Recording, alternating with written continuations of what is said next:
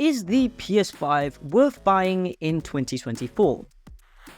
Is a question that I think that we need to ask ourselves, especially with the release of the PS5 Slim and rumors surfacing regarding the PS5 Pro coming in the next couple of years. Hi, my name is Lewis or Lickety for Kakuchopurei, and welcome back to Push to Talk, the weekly video series where we pretty much talk about anything video games. So, let's just jump right into it. Now, I want to disclaim that I'm not going to give you a definitive answer. I'll give my opinion on what I think you should do, but this video is mainly just to provide insight rather than actually tell you whether or not it's actually worth buying, because at the end of the day, who am I to tell you what you spend your money on or your parents' money on? Another thing I want to add is that I'm going to be kind of speaking from a Malaysian market point of view, but this can apply to pretty much everyone else, no matter where you're watching from. Now, the PS5 was released in 2020, making it over 3 years old now, and was initially met with supply shortages and challenges due to scalpers and also just global pandemic issues. But obviously, 3 years later, the availability has improved. Now, the PS5 is still one of the best consoles in terms of performance to date, 3 years after its release. So although it's very possible that the technology to improve its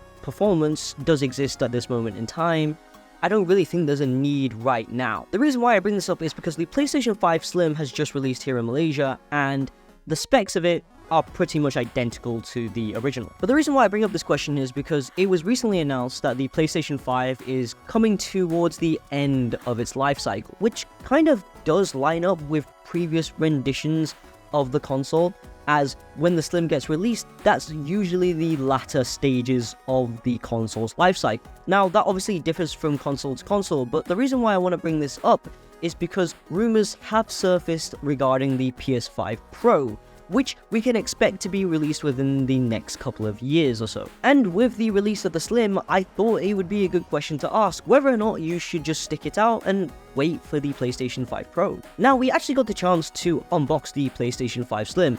While it's a lot more portable, it is marginally slimmer than the original PlayStation 5. Realistically, if you're going to be paying for the PS5 Slim, you're going to be paying for the PS5 just in a slimmer body. If you did watch the unboxing, then you will know that my head of content, Jonathan Toyad, actually said that if you haven't owned a PS5 before, the PS5 Slim might be worth getting. But if you already have a PS5, then there's absolutely no reason for you to buy the PS5 Slim, as it's identical on the inside. Now, this is where pricing comes into play, right? Let's just quickly take a look at this. Now, we're currently on the official Sony site, so all of these consoles are first-hand, so they're going to be just straight-up retail price, not second-hand or anything, which, although second-hand PS5s do sell for like a lot more cheaper here in Malaysia, you're looking at maybe 500, 600, even 700 bring it off. Now, let's take a look at this one here. This is the original PS5 disc version, and then over here we have the PS5 Slim disc version. And although the PS5 original is on sale right now, the original pricing for this was the exact same as the PS5 Slim, which is 2,499, so pretty much 2,500. With a discount, it's an 8% discount on the official Sony store. It's 2,279, which you're looking at about a 220 ringgit difference. Now, although the original is currently cheaper, as somebody who's never owned a PS5 before, I would probably be swayed towards the PS5 Slim, as it has the new factor to it. It's also in a thinner silhouette, which just aesthetically looks more pleasing. And with the internals being identical, I personally, as someone who's never owned a PS5, would sway towards the PS5 Slim. Now, although I may opt for the PS5 Slim disc version over the original version, that kind of changes when it comes to the digital version, and this is why. Say I was only going to buy from Sony specifically first-hand consoles as well, the digital edition costs 2,069 ringgit, which is marginally cheaper than the disc version. But then if you come down here and then you look at the PS5 digital edition, the original version, which comes with the Marvel Spider-Man 2 bundle, it's only 50 ringgit more expensive. So not only do you get a PS5, but you get a free game with it as well for like 50 ringgit extra. So that would be the only real selling point for me getting the original. And do keep in mind, this is also on discount. The original price is 2399, making it only really 100 ringgit cheaper than the PlayStation Slim disc version. So with the actual discount itself being in place right now, I may be swayed towards just buying the original with Marvel Spider-Man 2.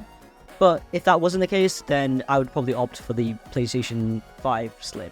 But now, let's talk about the news that came out a couple of weeks ago, which may play a big factor into whether or not the PS5 is going to be worth it, getting it in 2024, which is the fact that PlayStation won't be releasing any major existing franchise titles, in the next fiscal year, meaning no sequels, essentially. So no Spider-Man 3, no new God of War, no Ratchet & Clank. In this day and age, it's extremely hard to justify buying a console purely for the exclusive titles that are available on that platform, especially with the rise and popularity of PC gaming, where most games are available and perform better on PC. And with the lack of PlayStation exclusive titles coming out in 2024, I can see this affecting people maybe not wanting to buy the PlayStation 5.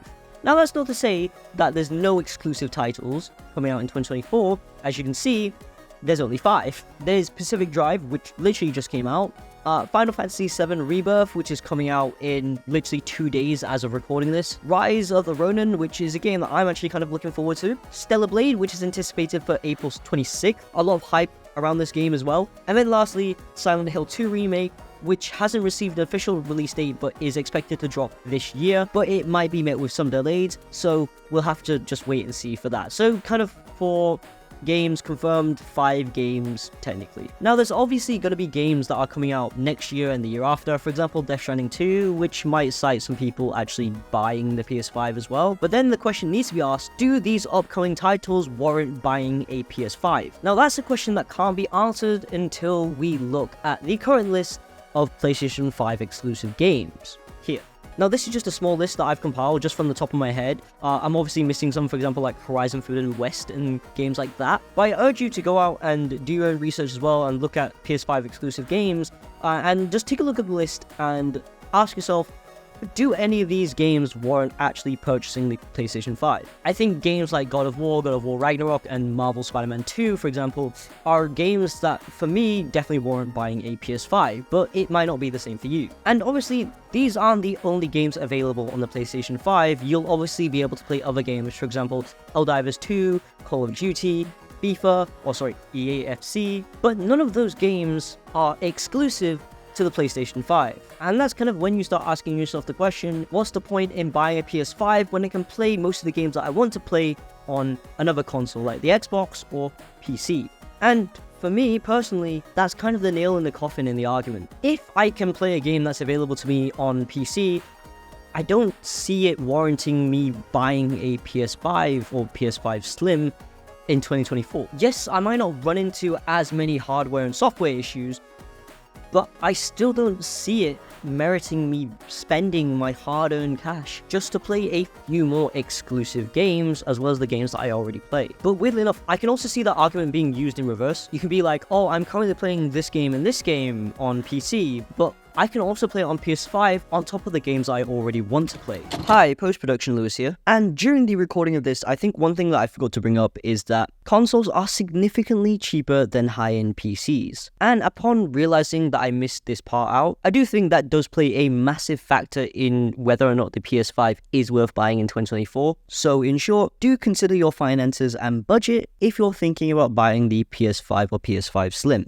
But yeah, before I ramble on even more, the PlayStation 5, to me, isn't worth buying in 2024, and I would personally stick it out until the PlayStation 5 Pro releases in the next couple of years, as we will see significant software and hardware upgrades. How significant?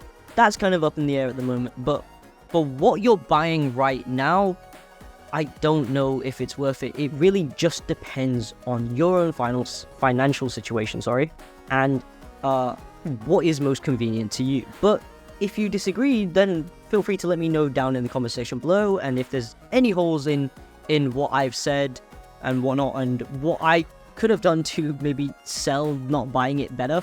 But yeah, be sure to let me know your thoughts down in the comment section below. If you do enjoy this type of content, then be sure to like and subscribe, and obviously ding dong that notification bell to be notified when we upload next, because we upload videos every single week. My name's been Lewis from Kakuchopurei, and I'll catch you guys in the next one. Ciao for now.